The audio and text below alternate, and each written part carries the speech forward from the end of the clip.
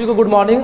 हम लोग पढ़ रहे हैं क्लास 6 से साइंस चैप्टर 9 जंतुओं में गति। और ये पार्ट 16 है, पेज नंबर कितना है 102 पे, जंतुओं में गति। और क्या बना है बोर्ड पे? घोंघा।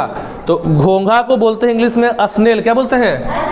तो अभी हम लोग पढ़ेंगे स्नेल के बारे में। अच्छा ये बताइए कि हम लोग का कंकाल जो है इंसान का शरीर के अंदर है कि बाहर है? अंदर। और केचुए में कंकाल होता है कि नहीं होता है? नहीं होता है। और घोंघा का जो कंकाल है वो कहाँ था? शरीर के बाहर। आपने खेत या बगीचे में घोंघा को चलते हुए देखा होगा, इसको बोलते हैं घोंघा। क्या बोलते हैं? और इसका इंग्लिश नाम क्या है? स्नेल। तो खेत में या बगीचे में आप लोग घोंघा देखे हैं? चलते हुए घोंघा का अवलोकन कीजिए। अवलोकन मतलब गौर से उसको देखिए। जब घोंघा चल रहा है तो घोंघा को उसको केयरफुली ध्यान से देखिए।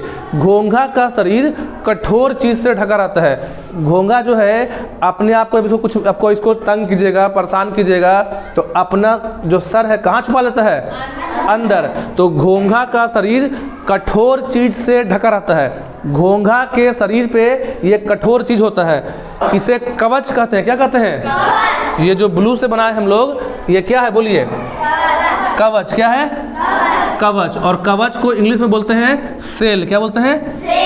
SHELL।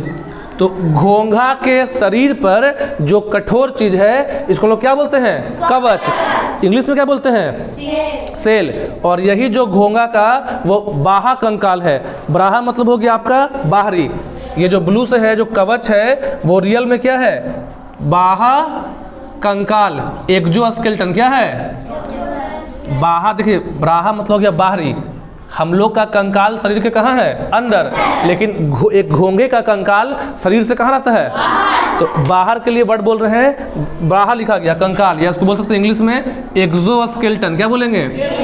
एक्सोस्केलेटन। एक्सो।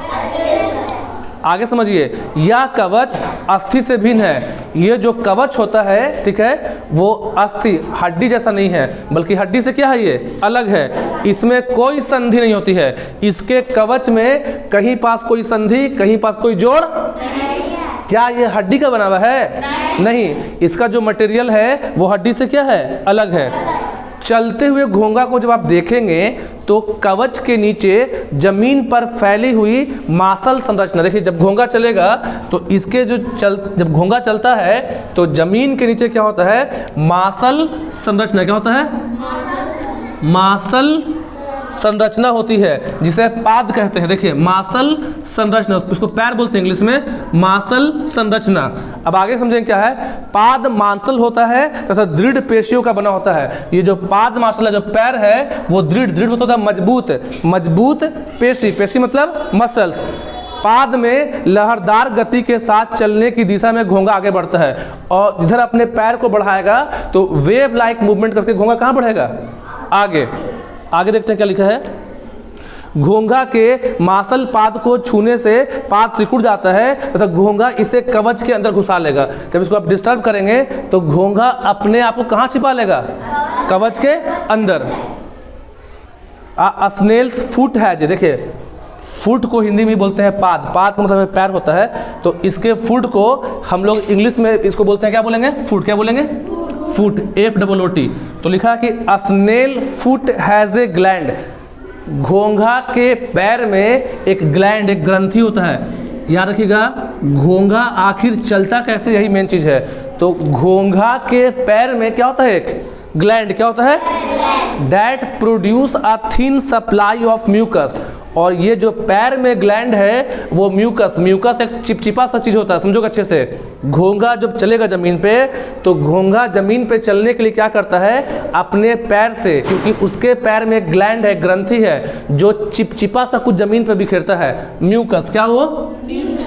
और वही जो म्यूकस है जमीन से फ्रिक्शन को कम करता है और घोंघा को चलने में हेल्प करेगा। सिंपली समझा रहे हैं कि घोंघा का ये जो ब्लू से बनाए हैं वो है एक्सोस्केलेटन, और जो कि हड्डी से बना नहीं है। इसमें कोई जोड़ है? नहीं। हड्डी है? नहीं। कंकाल है, लेकिन शरीर से कहाँ है?